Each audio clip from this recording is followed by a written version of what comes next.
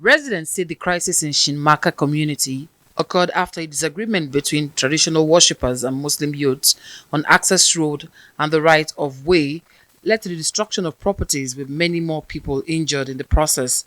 The violence, which started on Sunday night, continued into Monday as arrival of police officers and soldiers in the community failed to prevent it from escalating.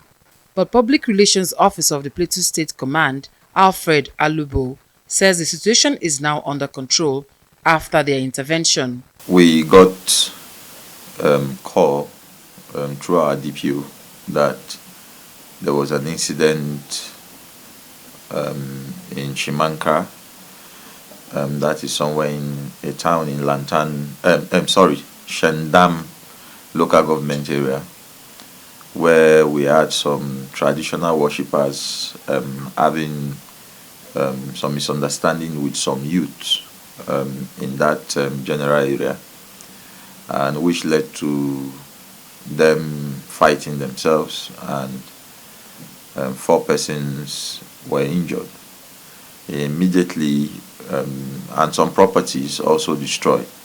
Immediately the command, the Commissioner of Police, CP Manuel Adeshino, directed the DPO, the area commander, the DPO, and other tactical team to move into the general area and ensure that the place is brought to calm. Immediately, calm was restored, and the people that were injured were taken to the hospital. And the properties that were destroyed, we are still counting. When that is done, we will give you the accurate figure. Commissioner for Information in Plateau State, Joyce Ranmap, appeals to warring factions to ensure peace as the government is doing all within its powers to sustain peace in the state. The situation in Shandam at the moment is calm, and the security operatives are on top of the situation. The event that happened is rather unfortunate, because you will recall that over some months we've been having it all very peaceful and joyous on the plateau, until a group of, I don't know, hoodlums or what to call them, that they just had a clash.